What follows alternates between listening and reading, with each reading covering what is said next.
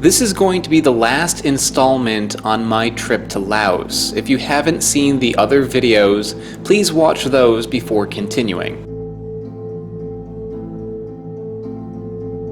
After a long ride up through the mountains, I finally reached the state capital of Sam Nua.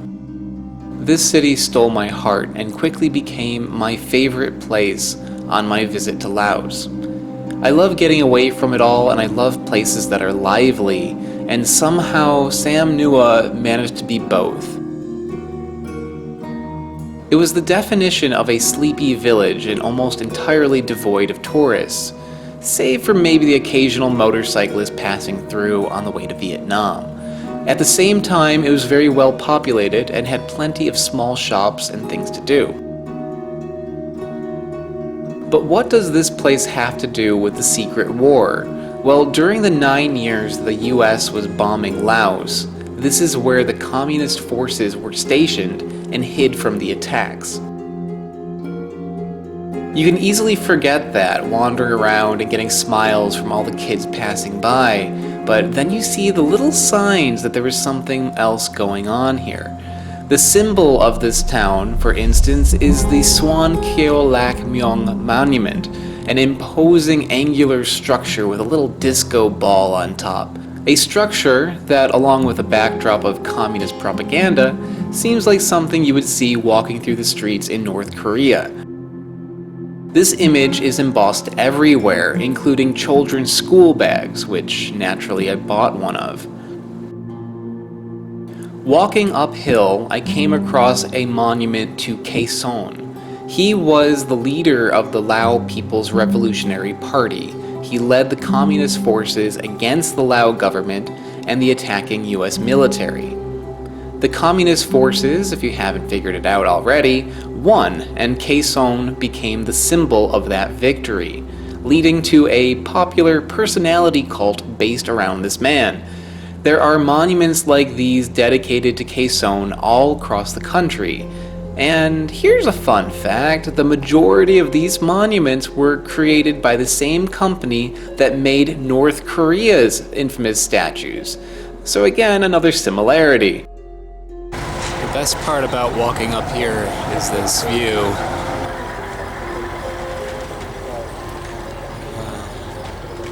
Lovely.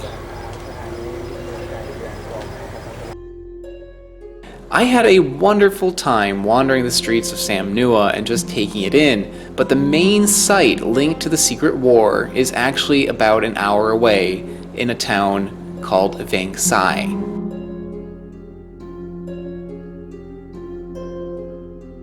This area is significant because it was where the communist leaders were stationed during the secret war. They picked an incredibly idyllic area straight out of a fantasy novel and had quaint little homes that they hid in while they plotted to take over the Laotian government.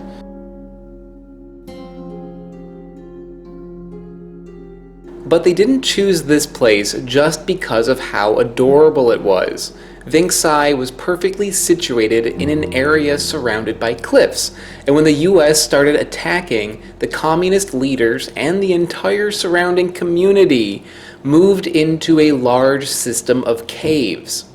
From 1964 until 1973, while the US bombed Laos, hundreds of people lived in this system. What was most surprising to me was that their accommodations were not as primitive as you would imagine. Inside this cave society, they had toilets, although they were the bucket variety. They had a kitchen that was located in an open air area, that way it could disperse smoke. In case of a chemical attack, there were several secure rooms throughout this system with pumps that were used to bring in fresh air.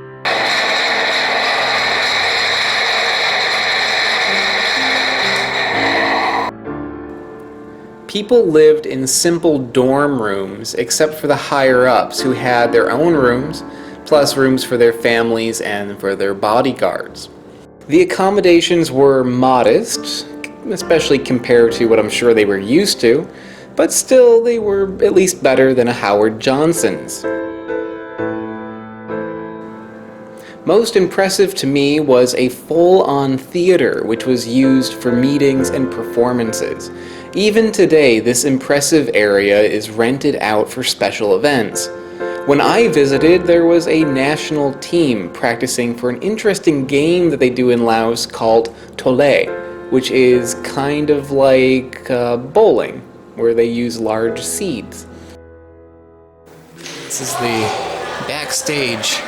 This is the green room for that big performance area. It's a lot better than some of the green rooms I have had to change in. The Vang Sai Caves are very expansive, and the guided tour only covers a small portion of it. You can also take an audio tour on your own, which explains some of the other areas that you can see. Beyond the guided tour and the audio tour, there still seemed to be a lot to discover, as I noticed there were more caves in the cliffs that weren't even mentioned by either. So my guide today mentioned that we were just seeing like a few of them. We saw maybe like 5 of the caves, like 4 or 5 of them, but he said that there's like close to 500 caves like in these mountains here, and nearly all of them people hid in when the bombing was going on. You know, like thousands of people were hiding. So if you look into the hills, you can see them. You know, I don't know which one that is, but that's obviously, it has like a man-made wall in that. There's like a little entrance. That one just strikes out, or sticks out to me just because it's, you know, obviously some work went into it. It's not just like a hole in the hill. You see a lot of those. It's like so much here that to be explored. You know, I've only saw like a few of the places. It'd be really cool to, you know, take some time and go and adventure into some of these caves that you can't go in on the tour. As much as I loved it here, I didn't want to miss a chance to go to the market in Sam Nua, so I headed back early the next morning. Walking to the bus station, I was treated to a communist anthem that is played across the town.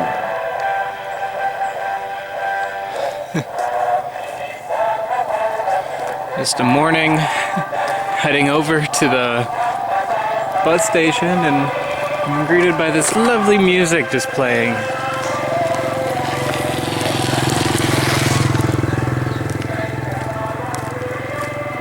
I guess this must be a war memorial here.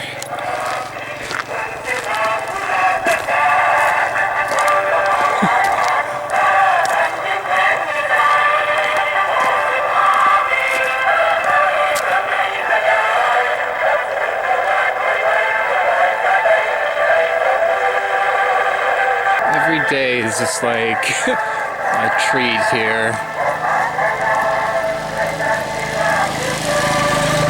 There's always like something going on, something weird to see. I've only been here for 5 days, so I've got another 2 weeks to go, and I've already been just like so blown away by this place.